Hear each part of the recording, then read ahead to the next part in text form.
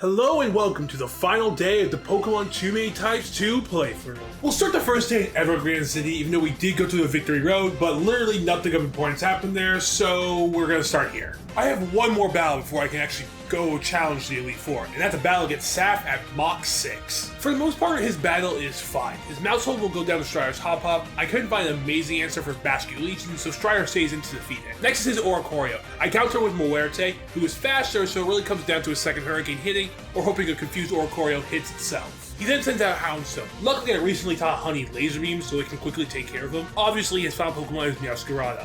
Last time Meowscarada faced us, it had Magic Missile, and Boo could resist that easily, but this time Meowscarada has Fireball, which has the Fire type attached to it, so it quickly takes out Boo if we send him in. So I decided to Mega Evolve Strider, hoping to one-hit KO with Hop-Hop.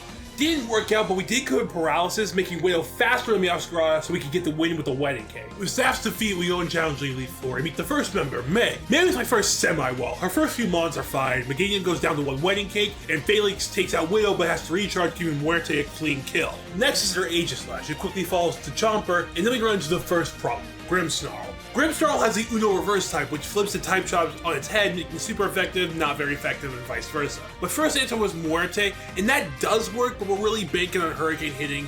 But I later learned Chomper is a much better option, one-shotting Grimmsnarl with Smash.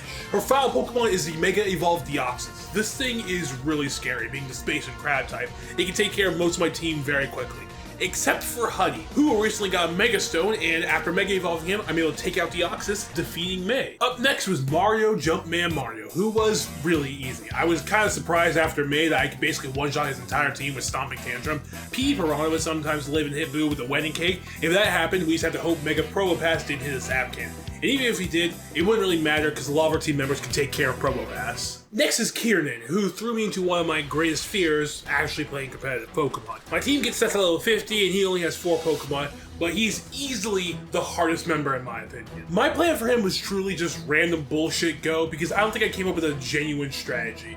The main threat is his Mega Incineroar with the ability World Champ Diff, who makes it so all of his moves hit both Pokemon. So get ready for a turn 1 fake out that hits both of your team members. Mix that with a Parasong I'm like 80% sure traps you, and you get a recipe that's just straight hell. The upside is, if you beat him, your Pokemon go back to the state they were before the fight, so if you entered that fight with full health, you were leaving that fight with full health. So that is a nice touch. With Kiernan's defeat, we have one more member to deal with before the champ, Zinnia, who, you guessed it, uses a Dragon type. Luckily for me, I have the Dragon's weakness, Anime Pro tags, and this sword I found. Her first 2 Pokemon follow Strider's domain expansion, but Hydrapple lives, taking out Strider with a pure pressure. Luckily, Hydrapple and Dragonite are both weak to Sharp and fall to X-Scissor. Her fall Pokemon is Mega Whisper, which probably could have definitely been a threat, but it falls to a Wedding Cake pretty easily, so we get a win. With the Elite Four taken care of, we have one final fight, Steven. The first time I got here, it was rough, mainly because of a bad opening against his Metagross. But with a good opening like Chomper, we can easily one-shot it. His Flamingue is definitely scary, but it's no match for the power of Anime, but does get some really nice damage on Strider before going down. His Archaludon comes with a Power Herb, meaning that he's gonna one-shot no matter what I throw in there.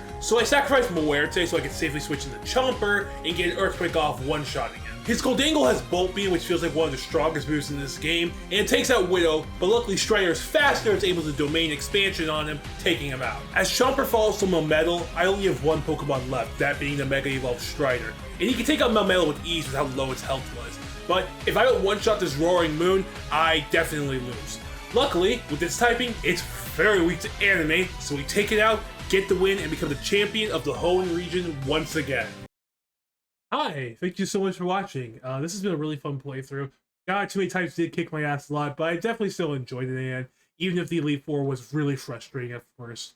I think Pokeduel is going to be next, so I hope you're excited for that. I'm really excited to try it out and have an excuse to use a Dragon type only run. And I'll see you there. Bye-bye.